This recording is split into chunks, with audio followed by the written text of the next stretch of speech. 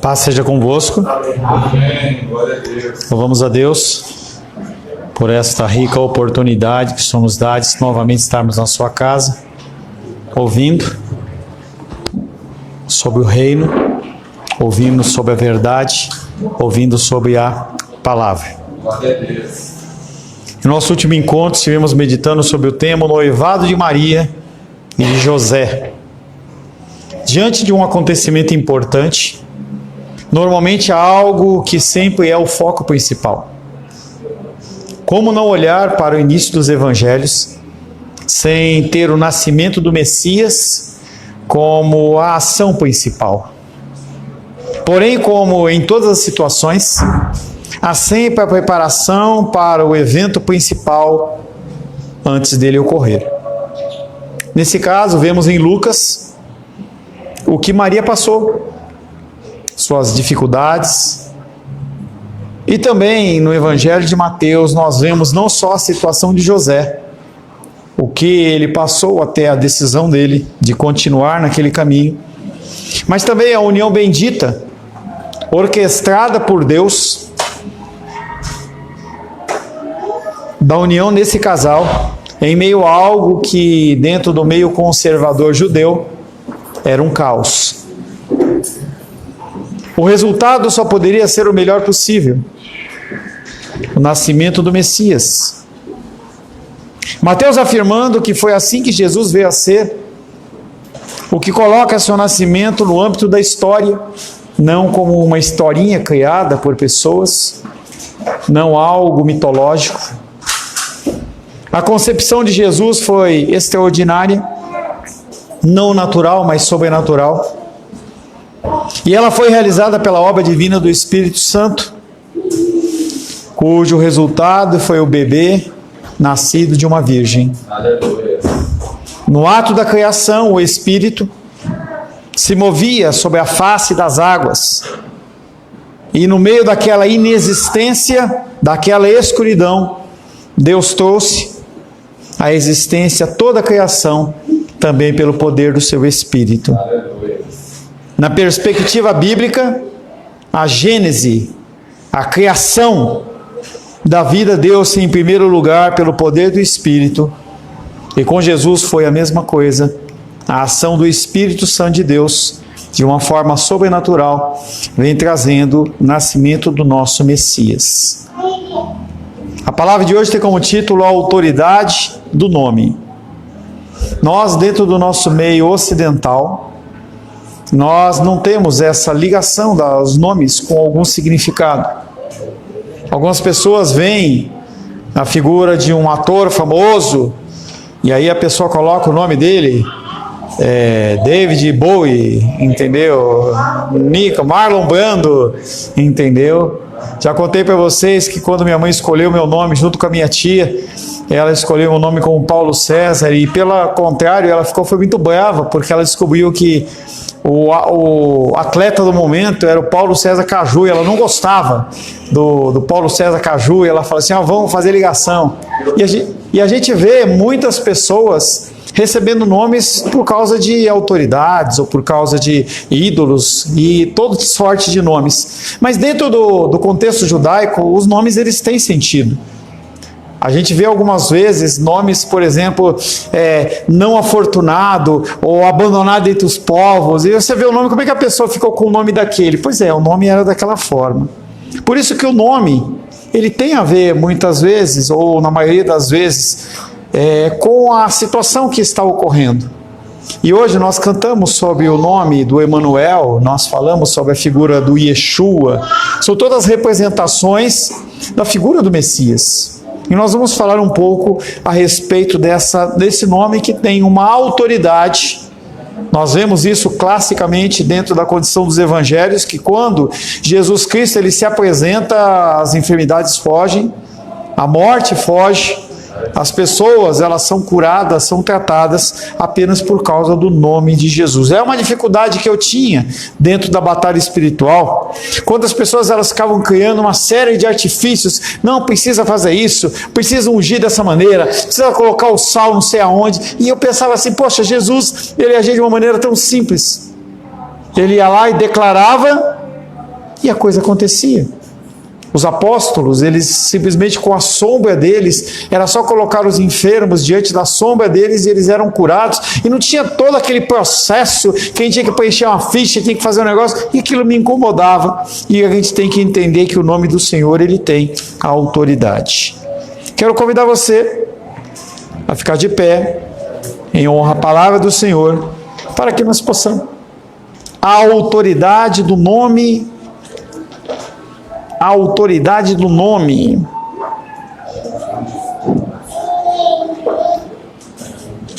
Nós vamos ler do verso 18 até o verso 25. Evangelho de Mateus, capítulo 1, versos 18 a 25. Assim diz a palavra de Deus. Ora, o nascimento de Jesus Cristo foi assim.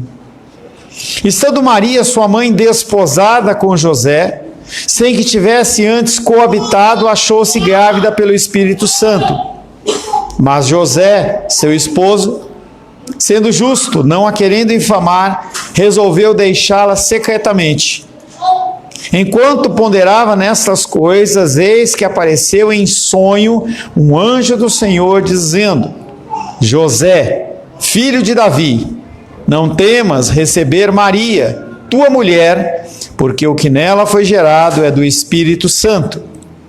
Ela dará à luz um filho e lhe porás o nome de Jesus, porque ele salvará o seu povo dos pecados deles. Ora, tudo isso aconteceu para que se cumprisse o que fora dito pelo Senhor por intermédio do profeta.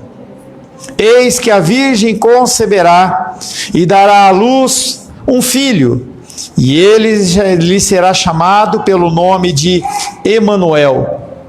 Despertado José do sono, fez como lhe ordenara o anjo do Senhor e recebeu a sua mulher. Contudo, não a conheceu, enquanto ela não deu à luz um filho, a quem pôs o nome de Jesus. Senhor, te louvamos, te adoramos e te bendizemos pela leitura da tua santa e bendita palavra. Queremos pedir que o Senhor nos oriente, que o Senhor fale conosco, que o Senhor nos guie, que o Senhor fale, Pai querido, aos nossos corações e que possamos receber do santo altar uma mensagem santa aos nossos corações. Oramos em nome de Jesus. Amém. Podem se assentar em nome de Jesus.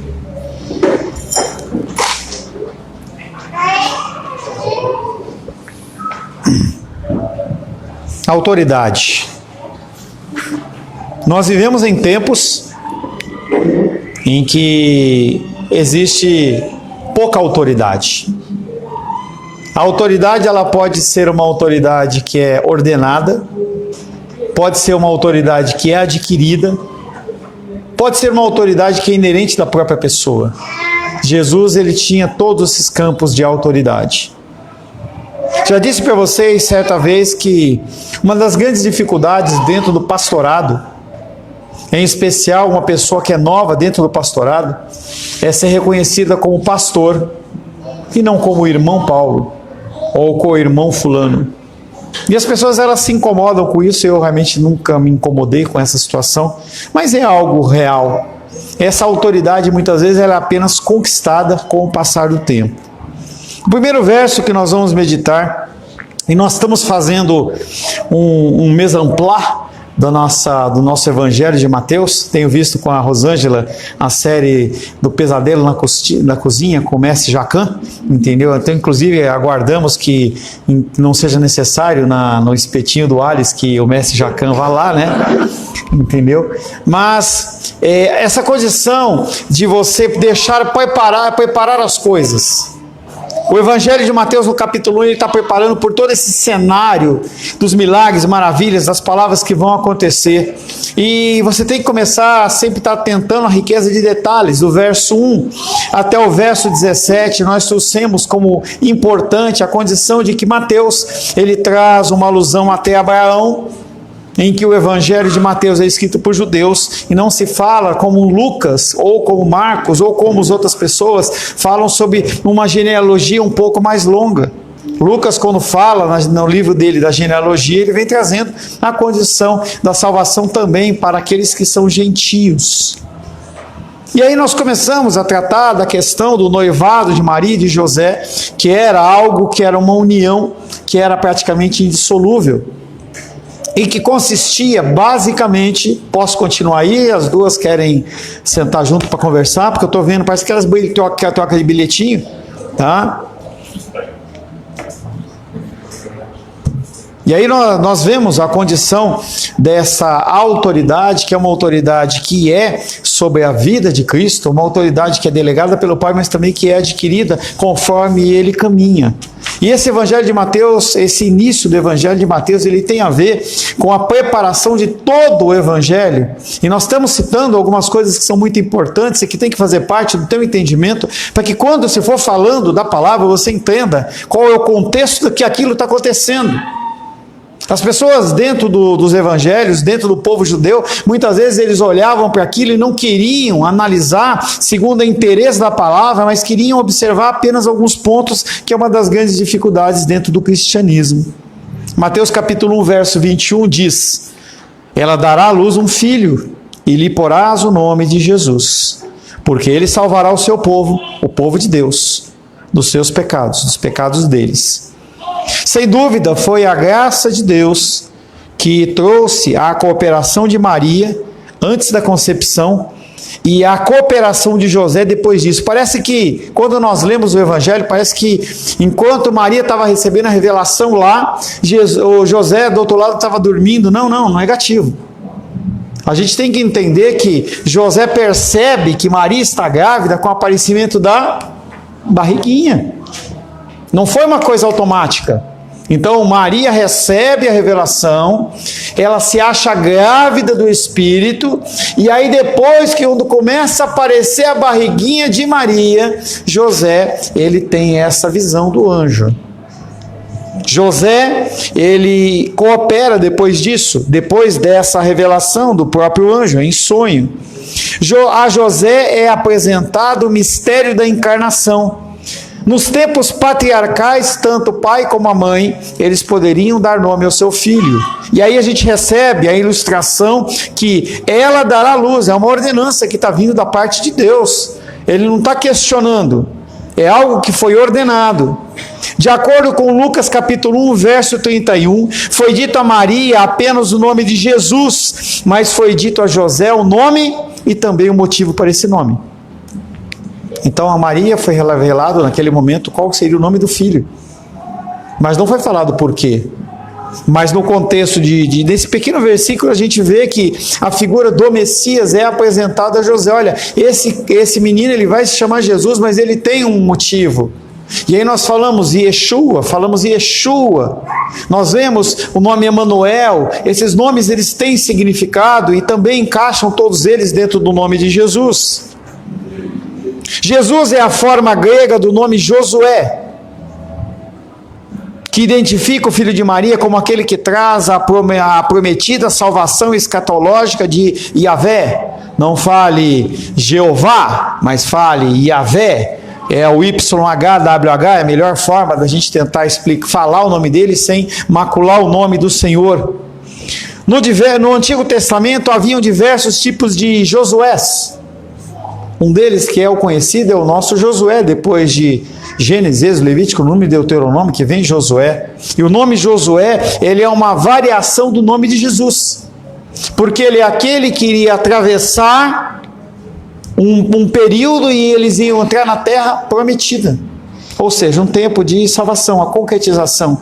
Apesar de Moisés ter caminhado por todo o deserto, quem faz essa transição da salvação, da terra prometida, que é o que o meu coração e o coração de vocês têm que ansiar, a gente realmente encontrar o nosso Messias nas nuvens e reinarmos com ele eternamente, que foi o finalzinho do nosso salmo hoje, e reinarei com o Senhor para todo sempre.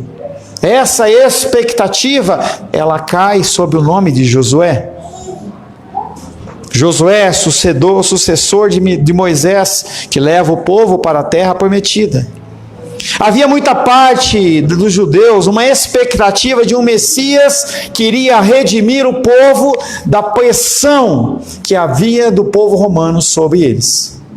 Cobrança de juros, de impostos, a não possibilidade de fazer o culto como eles gostariam. Então havia uma série de retenções do povo judeu por parte dos romanos, e eles esperavam que Deus levantasse um Messias, que eu já falei para vocês, um Messias com propriedade bélica, alguém que iria governar, que ia levantar com a mão de ferro, ia fazer com que o povo romano caísse por terra, e o povo judeu novamente fosse um povo forte, dominando regiões, inclusive fora daquela terra prometida. Mas não havia expectativa nenhuma da condição do povo judeu de um Messias que entregaria sua própria vida para a glória do nome do Senhor e para resgate daquelas pessoas. Não se tinha essa expectativa. Quando nós meditamos em Ageu, nós vimos essa característica. Eles viam um poderio bélico e eles falam assim: como que nós vamos nos sujeitar? Algumas vezes você está numa condição de superávit dentro da sua condição financeira, você está evoluindo, você está sendo abençoado pelo Senhor. Vejo isso na vida do Nicolas, vejo isso na vida do Alice, eu vejo as pessoas elas prosperando, entendeu? E aí você pode achar que não, eu não preciso fazer nada. Eu posso continuar dentro desse modo de agir, entendeu? Porque está tudo certo e nem sempre isso está tudo certo.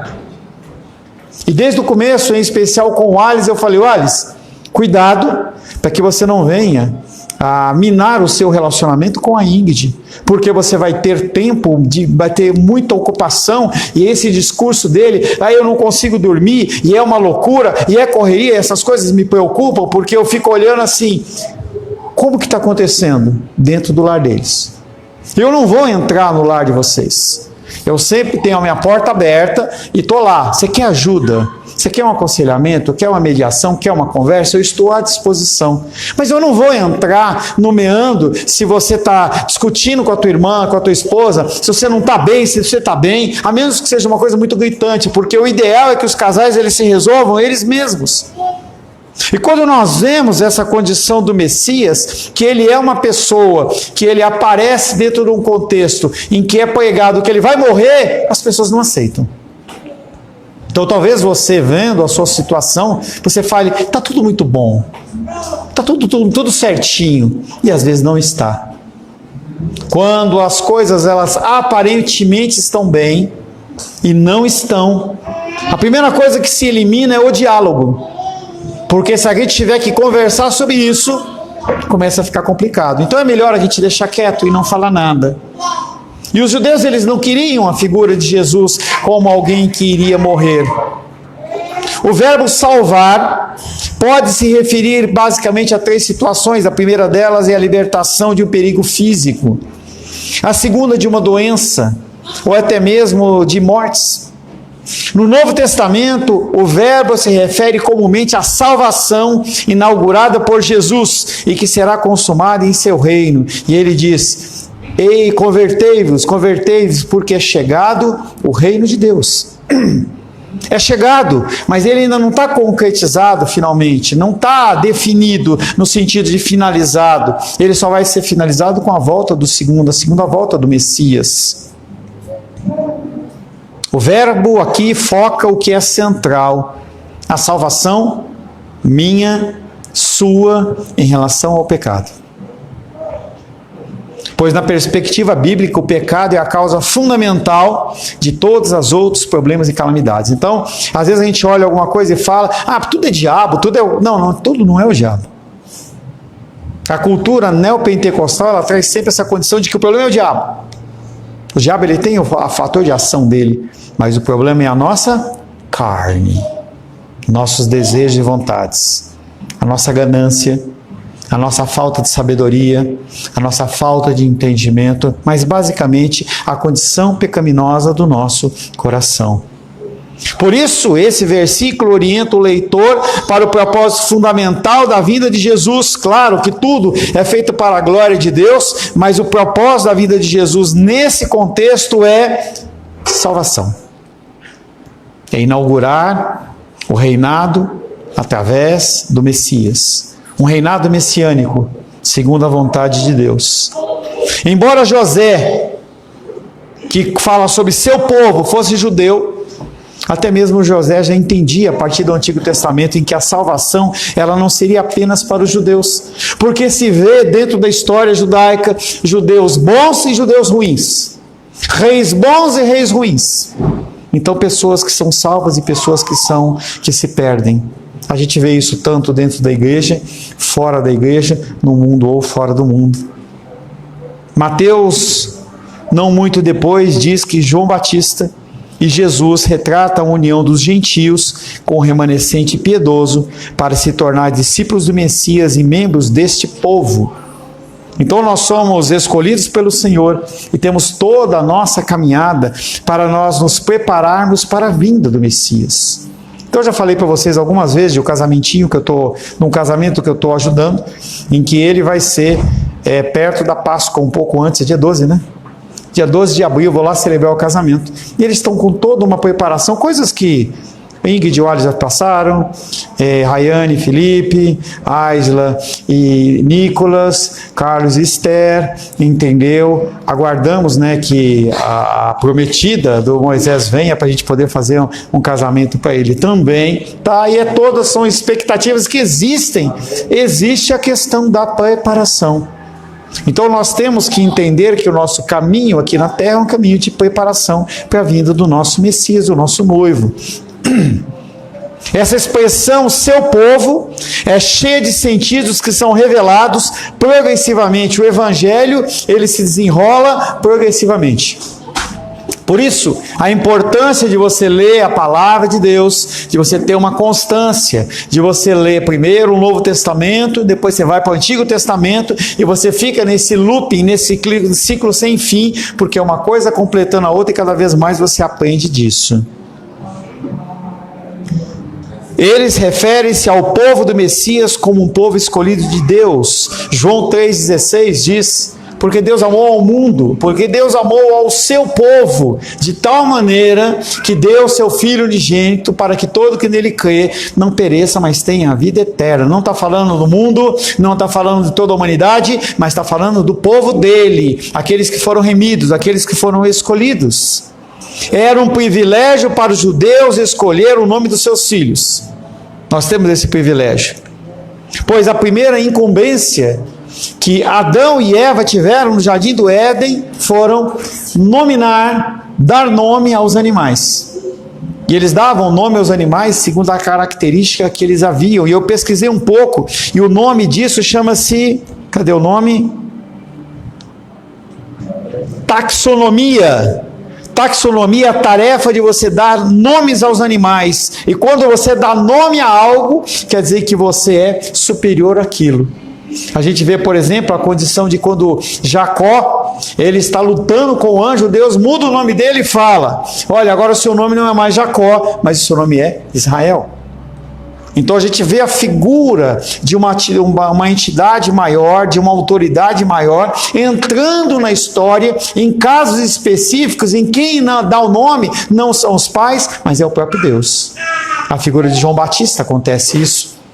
Zacarias está lá no Santo dos Santos, aparece o anjo e fala: tua mulher, ela vai estar grávida, e eles tinham aí por volta de 80, 90, 100 anos, olha, a sua mulher vai estar grávida, ok, isso aí é Abraão, tá? Tinham 60, 70 anos, não sei, e aí ele fala assim: você vai dar o nome de João Batista. E esses nomes, eles têm um significado, porque cumprem um determinado papel exatamente. Heloísa, mamãe, fica com a mamãe, por favor. No Antigo Testamento, quando uma criança nascia para propósitos históricos e redentores específicos, Deus tirava esse privilégio dos pais e nomeava a criança pessoalmente. O Senhor está dizendo nesse versículo a José: você não vai escolher o nome do seu filho, quem vai escolher sou eu. Em vez disso, você vai colocar o nome que eu mandar, porque em última análise ele não é seu filho biológico, ele é o meu filho, filho de Yahvé. O que significa Jesus? Deus salva. Yahvé salva, que é o contexto que nós temos da figura de Josué. Aquele que salva, aquele que resgata, aquele que cura. O menino deveria se chamar Jesus, porque ele iria salvar o seu povo, eu e você, dos nossos pecados. A ideia geral de salvação na Bíblia diz respeito ao resgate de uma ameaça causada por alguma destruição ou catástrofe no sentido maior, a condição do pecado, em que nós vamos estar diante do Pai, em julgamento, todos nós iremos passar, sejam salvos, sejam não salvos, irão passar por esse julgamento, mas nós temos a certeza da não condenação eterna. A salvação eterna. É um julgamento que já está definido. Da mesma maneira que Satanás e seus demônios já têm o julgamento deles definido, não nada vai mudar, nada vai ser alterado, aquilo vai acontecer. A pior calamidade que poderia sobrevir aos seres humanos é o juízo de Deus em decorrência do pecado e a condenação ao inferno. As pessoas elas olham para os dias de hoje, das dificuldades de depressão, dificuldades de dores, de perseguição, de isso mais. Apocalipse relata o temor, até o medo daquelas pessoas diante da presença do Senhor. Muitos de vocês, algumas vezes, vêm relatar algum tipo de pecado, alguma coisa, e fica naquela condição, poxa, eu vou falar, vou tomar uma bronca, entendeu? E essa condição ela é multiplicada N vezes, exponencialmente, quando você estiver diante do Senhor, em que Ele é santo, e eu não sou santo, no sentido de sem pecado. Como quando você confessa o seu pecado, no mínimo você vai pensar, ele também peca. Mas diante do Senhor a condição ela é diferente. A pior calamidade é nós sermos julgados pelo juízo de Deus e recebermos a condenação do inferno. Esta é a calamidade que aguarda todo aquele que não correu para os braços do Pai. O bebê, entretanto, é chamado de Jesus, porque ele é o Salvador. E salvará o seu povo das consequências do pecado. Mateus capítulo 1, versos 22 e 23 diz: Ora, tudo isso aconteceu, para que se cumprisse o que fora dito pelo Senhor, por intermédio do profeta, abre aspas, Isaías, capítulo 9, que nós cantamos. Eis que a virgem conceberá e dará à luz um filho, e ele será chamado pelo seu nome de Emanuel. Mateus sabia que Satanás ele poderia citar as Escrituras, e nós vamos ver em Mateus capítulo 4, quando ele cita, dentro da tentação de Jesus, a palavra, literalmente. E ele não achou estranho que o anjo pudesse ter falado com José, porque era comum aquelas coisas acontecerem. Esse versículo em que Mateus cita Isaías, ele foi muito debatido. Porque quando se fala uma virgem, Isaías, ele dentro da escrita dele, do Antigo Testamento, ele usa uma palavra que não é especificamente virgem, mas que em alguns casos ela pode ser declarada como uma donzela, ou uma jovem donzela, uma jovem moça. E aí as pessoas ficam querendo discutir a respeito do nascimento virginal, colocando aquilo como impossível, e trazem essa colocação de palavras, esse jogo de palavras, como uma impossibilidade da condição de Maria ser virgem.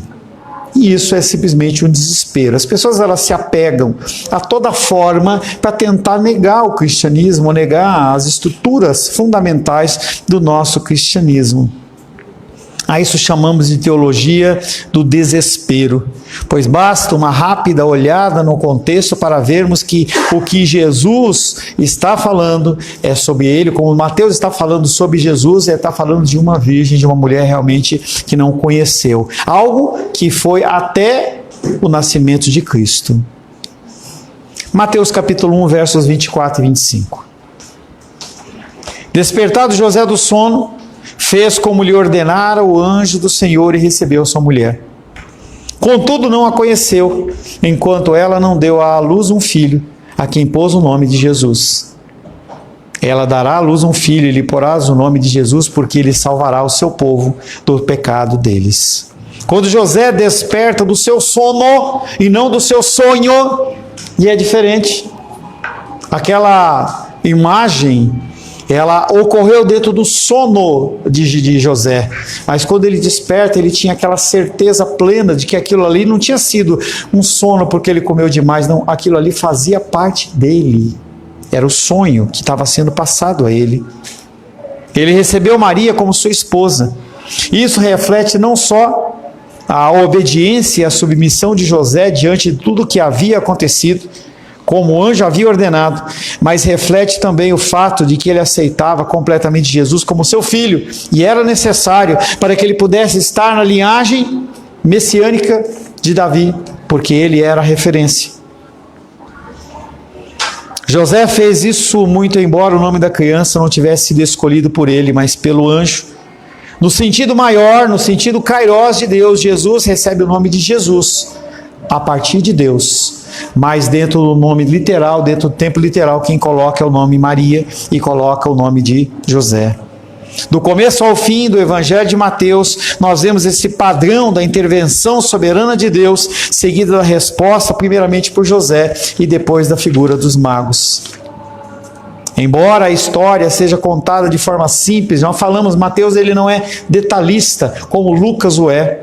Nós vemos a obediência e a submissão de José dentro de uma situação muito séria, muito complicada, em que hoje já é uma coisa complexa, naquele tempo era mais ainda, em que as pessoas questionavam e perguntavam e viam aquela situação, e ele assume uma situação que não necessariamente ele tinha que assumir. Nós vemos a obediência e a submissão de José sob circunstâncias muito difíceis, e nós somos chamados também a exercer esta obediência e sermos submissos à palavra de Deus, independente do que aquilo venha causar de dificuldade e dor em nós. Mateus quer deixar bem clara a concepção virginal de Jesus, pois acrescenta que José não teve união sexual com Maria, ele não a conheceu enquanto não deu à luz a Jesus. E aí nós temos esse misticismo dos nossos irmãos católicos romanos, em que eles acham que as pessoas que nasceram, isso é uma grande ponto de discussão, porque se vê a figura da virgindade como uma virtude santa de tal maneira em que ele não conheceu, e se coloca os irmãos de Jesus e as irmãs de Jesus não como irmãos, mas como primos. Essa é a visão católica romana. Se você alguma vez vê alguém falando isso, não entra nesse tipo de discussão, não vale a pena, tá? Mas nós vemos claramente que existiram irmãos e irmãs. Após o nascimento de Jesus, após o tempo lá de descanso de Maria, sim, ele conheceu a sua esposa. Mateus capítulo 13, versos 55 e 56.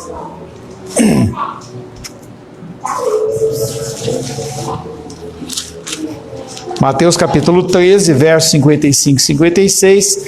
Antes de lermos, mas deixa já aberto. Despertado José do sono, fez como lhe ordenara o anjo do Senhor e recebeu sua mulher. Contudo, não a conheceu enquanto ela não deu à luz a Jesus. Ou seja, após o nascimento e o tempo de resguardo, esse enquanto, ele diz que após o nascimento de Jesus, Maria e José desfrutaram de relações conjugais normais. Mateus capítulo 13, versos 55 e 56. Moisés está proibido de usar isso como uma arma com a Vanessa para confrontar ela, tá? Aprenda e saiba traduzir isso dentro de uma linguagem que ela possa entender.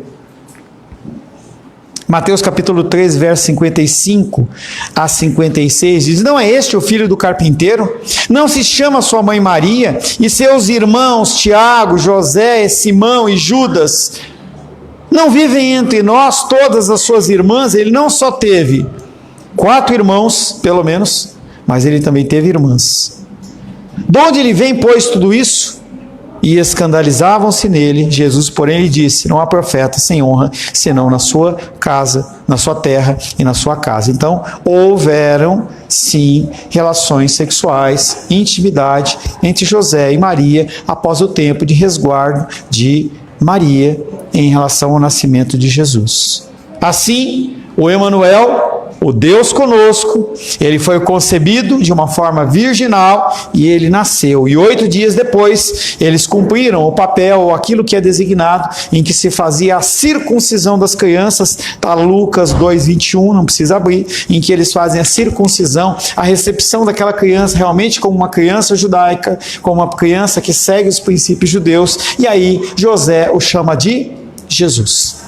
E aí o nome dele fica como o nome de Jesus. Não é Jesus Cristo. Cristo é uma terminologia que fala Messias. Não se sabe o sobrenome, se tinha um outro nome. O que se sabe que o nome dele era Jesus, o filho de José e filho de Maria. Amém, queridos? Amém. Glória a Deus. Senhor, te louvamos por mais esse tempo de ensino, por esse tempo, Pai querido, de estudo, em que nós estamos preparando, Pai querido, todo um cenário para nós vermos o nascimento real do nosso Messias, as ações milagrosas dele, a palavra sendo pregada, também, Pai querido, a sua crucificação, e também, Pai querido, a grande comissão a mim e aos meus irmãos e irmãs.